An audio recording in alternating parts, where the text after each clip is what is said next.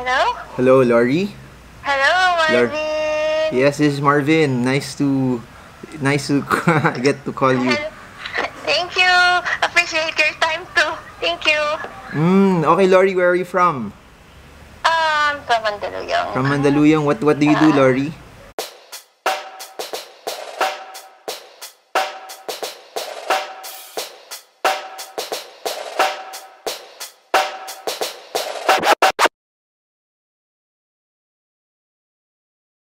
So hey guys, hope you guys are good and well.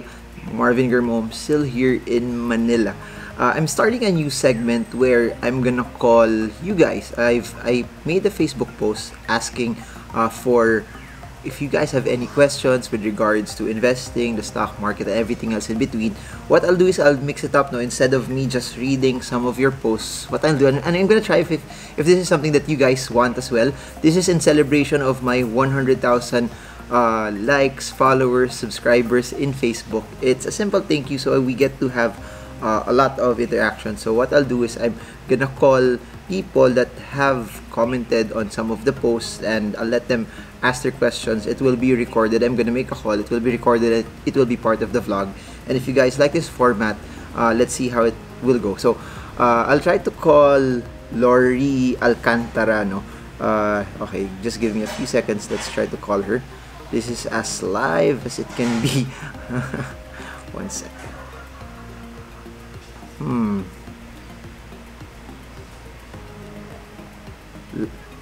Ronaro, guys. I don't know nga if if you'll be able to hear it properly from the speaker, but let's see how it goes. Okay, calling her now. I hope she answers. Let's see.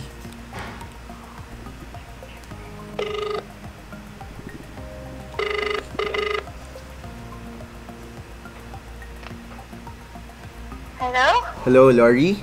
Hello, Marvin. Yes, this is Marvin. Nice to get to call you. Thank you. Appreciate your time too. Thank you.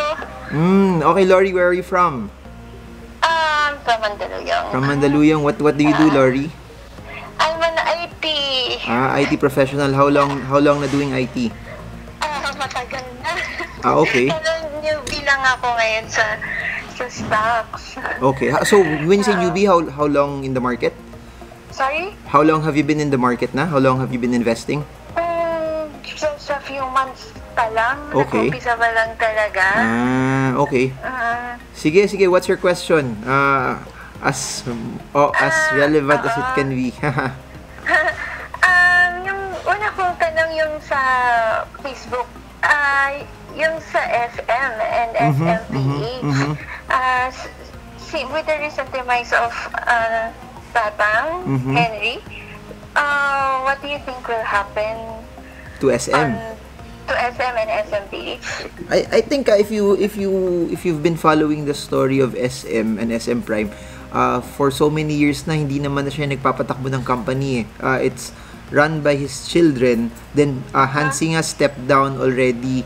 I think 1 or 2 years ago. It's professionally run already. They have professional managers already. Even people na not part of their family already running the company. So in terms of if it will still function, if it will still run, naman, it will they will still do well. It will still function. It will still run. And then sila Tessie Coson, sila Hansi, they're very good people also at the helm naman, who will run the company. Pero syempre, I guess from a sentiment standpoint, hindi siya katulad kasi pero ganun din kay Steve Jobs dati. Transition na rin niya kay Tim Cook before he passed away. So, yung important lang naman sa company is as long as, look at it this way, yung projection ng company, saan sila pupunta, where they will go, it's already been planned out way before pa siya namatay. So, yung growth plans nila from SM, BDO, China Bank, the malls, the condominiums, everything else, they've already been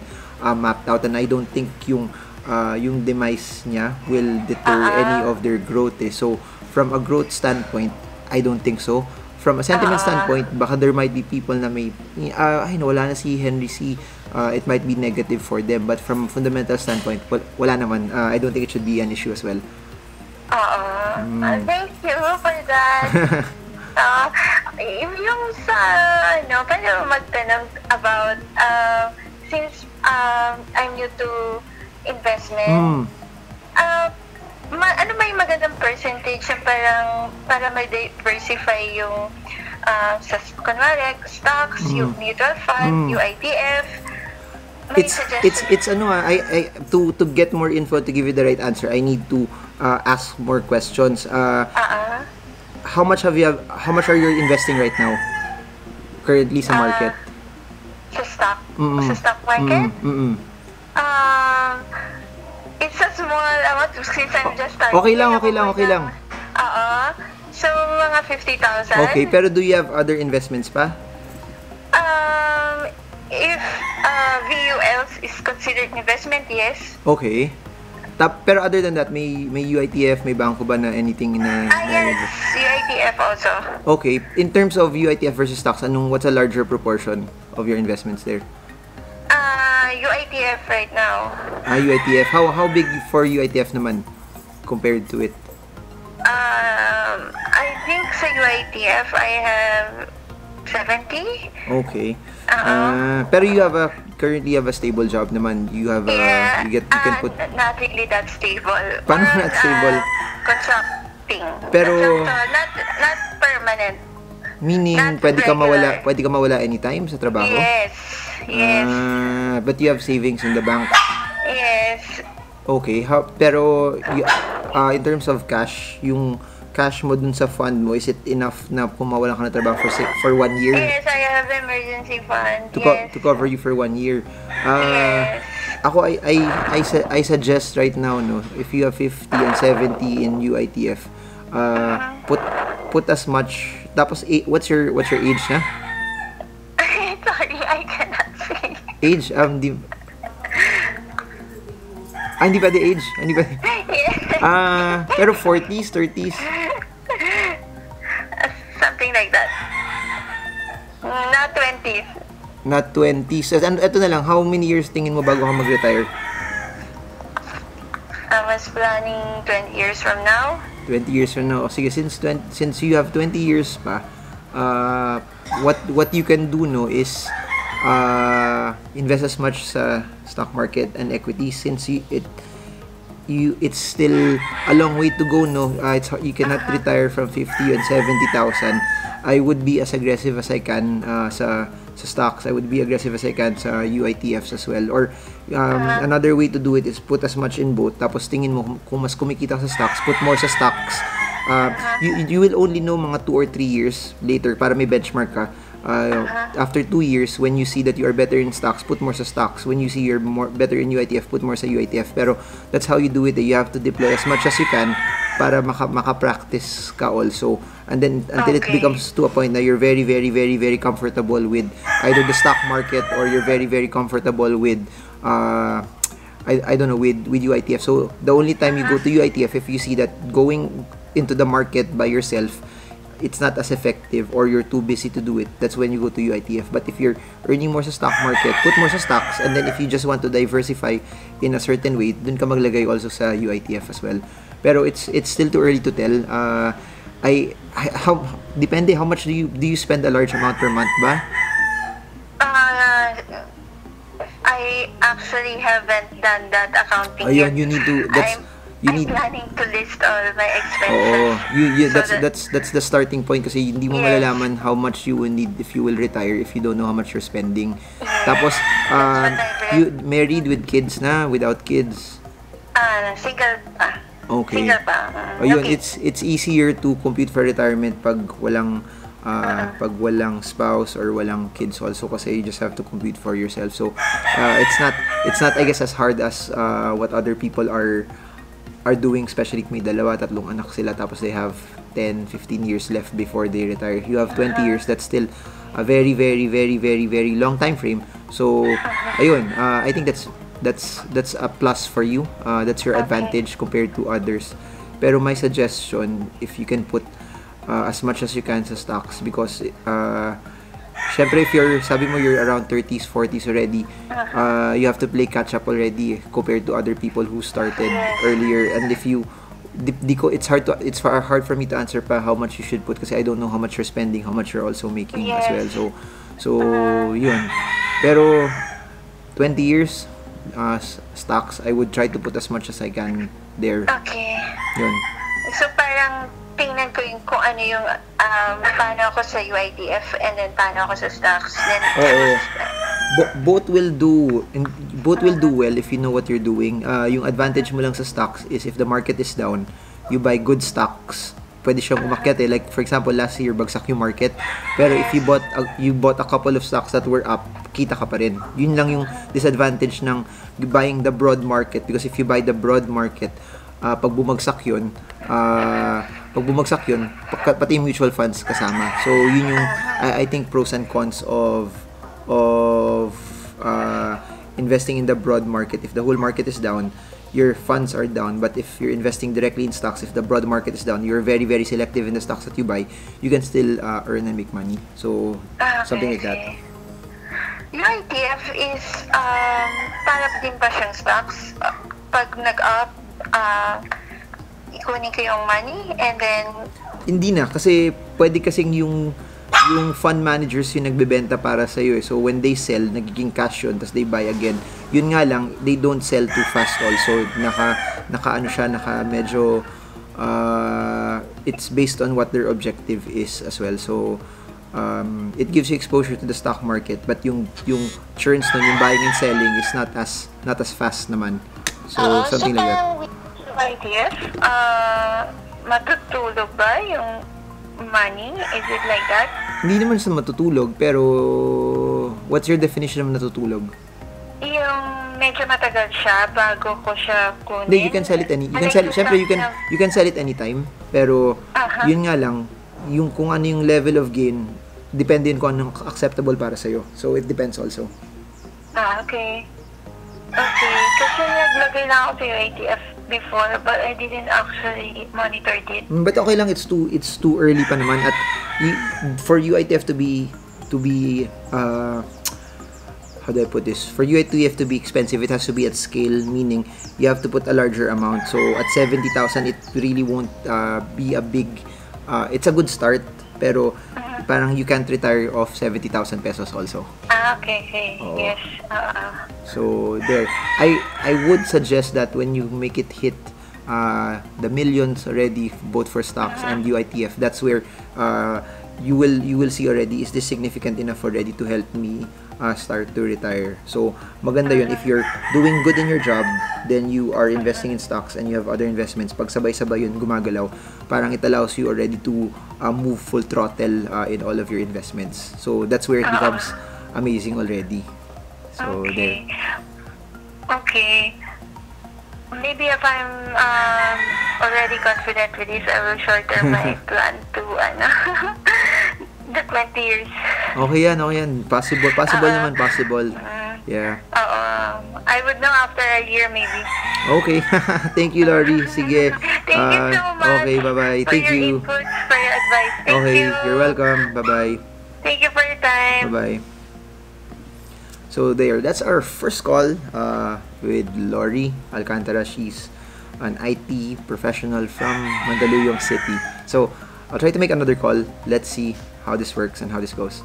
Okay guys, the second person we're calling in this pilot episode of Ask Marvin is Ralph Mercado. Okay, let's see what his question is, and I hope that the goal of this also, as we start doing this, is somehow, some way, you relate to some of their questions, so that what some people are going through, if you're going through that as well, it can help you. It can be a guide also in your investing journey, and if it's something that is beneficial to you, and it's something that if it's happening to them, it can happen to you. So let's see. Here we go.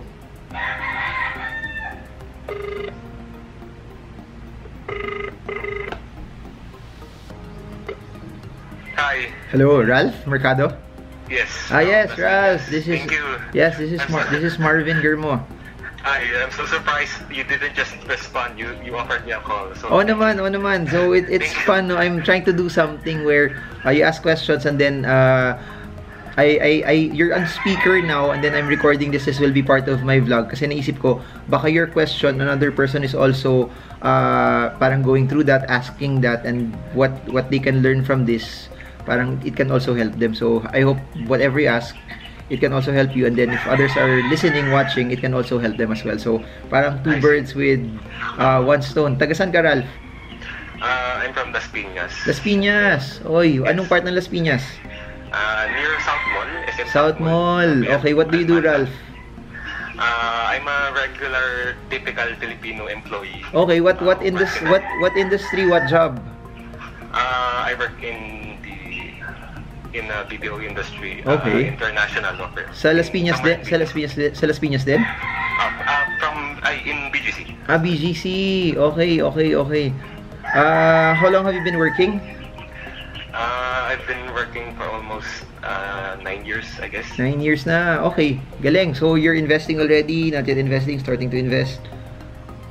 I've been investing in the stock market since 2017. Galing. So 2 years na. Okay, game. What's your question? How can I help you? Well, since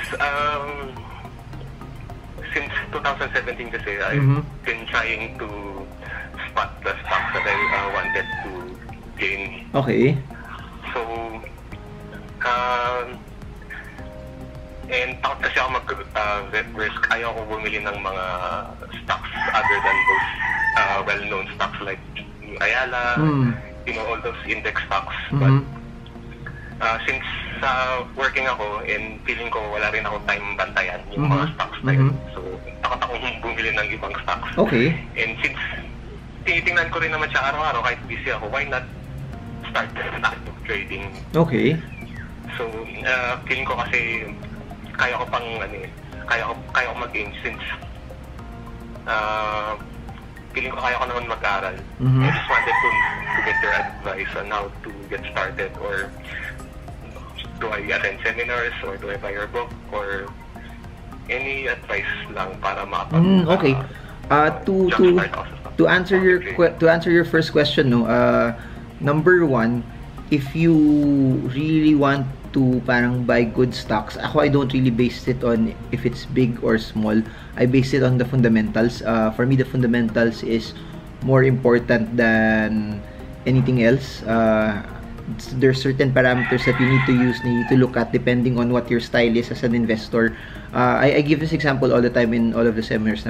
For example, PLDT is a good company, it's a big company, it's in the index, pero fundamentally speaking, it's not something that you should buy if you are a long-term investor. So, I think above and beyond kung anong nasa index, yung biggest preference and yung biggest emphasis that you need to put in is in the fundamentals. You need to know ano yung mga companies based on parameters that you list, and sobrang dami yun. You have to, that's why even sa talks that I do, ano siya nakalagay doon, ito yung mga parameters, pero if this is your style, this is what you need to look for. This. If this is your style, habol mo just to preserve what you have, this is what you look for. This. So I suggest you set I guess specific parameters from the fundamentals, and that's what you start to use, and then you screen your stocks. I don't watch every stock in the market. I only watch the things that are in my watch list. I only watch the stocks na kailangan kong napasok sa qualifications ko, and if it hits yung level na gusto ko bilhin, then I start buying it. Then to answer your second question naman about trading, ano siya? Yes, you can trade, especially if you're watching it every day. Kasi if you've noticed the videos, it doesn't take a lot of time to analyze the stock. It takes a lot of research. It takes a lot of getting used to, and it takes the discipline to do it every day. Pero if you get the hang of it, it's just a certain portion that you need to dedicate every day. Then some morning, it's just purely execution. You don't actually need to monitor it. And I've said this in different videos that winning in the market is not about monitoring it daily, but winning in the market is about executing and coming in at the right time, or and buying the right stock. So sometimes the more you monitor, mas maging emotional ka.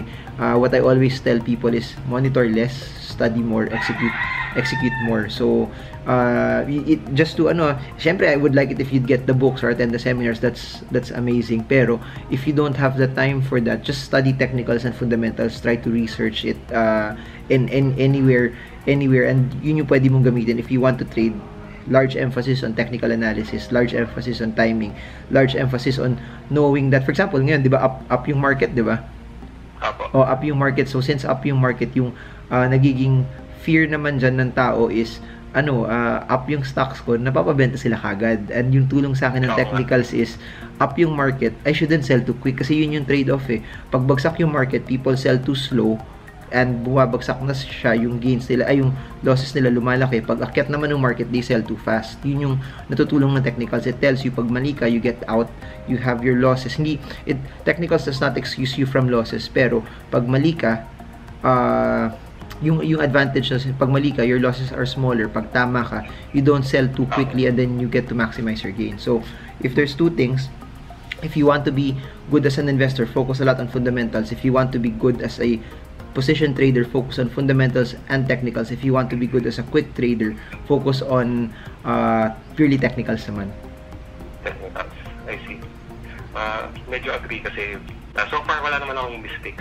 Ang galing. Pero just selling early lang. Just a disclaimer lang.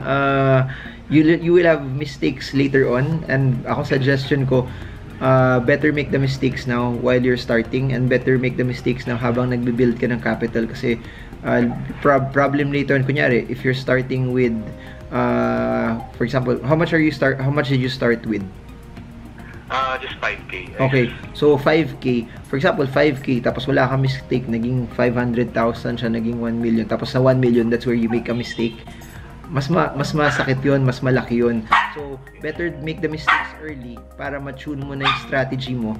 And then, pag na-tune mo na yung strategy mo, that's when you get to tweak it and get to actually do better later on. So, I'll tell you this, it will never come to a point na hindi ka magkakamali ka. But what differentiates you winning and having money for the long term is your losses should be lesser than your wins, and your losses should be smaller in terms of percentage, in terms of peso amount compared to your gains. Noted, sir. Okay. Alright. More research na lang din. Okay, yeah. I hope it does well, and I hope the question I answered your question well also. Good. Okay, sige, salamat. I'll post this in the vlog. Thank you. You're part of the vlog. Thank you. Bye-bye. So that's it, guys. First portion, or our first video, Ask Marvin. So if you're new to this, post questions below. I'll call you. PM me your numbers. We'll try to make a audio call, and then we'll try to take it from there. Ask as much as you can. I'm trying to dedicate a portion of my time. You know me, I place a bigger preference on time than any other things, but me dedicating time for this is something that I believe is worth it, something that I believe that you guys will benefit from. I believe it's something that I know I'm making a difference in the lives of a lot of people. So I guess that's it for now. This is Marvin Germo, and just a quick plug. Next seminars, Qatar, February, Manila, March. Then this April, I'll be in Cebu and Japan. Then I also have an event pala with Shanxi, February 13. And then another basic Kickstarter session, Feb 23 at SMX Aura also. Then July, I think I'll be in Iloilo and CDO, August in Hong Kong, and November in Taiwan. So that's it for now. I hope to see you in our events, or in these calls, or in the videos, or in Facebook Live. I hope this video helps you trade well, trade strong, trade smart. Marvin Germo. See you all again soon, guys, and bye-bye.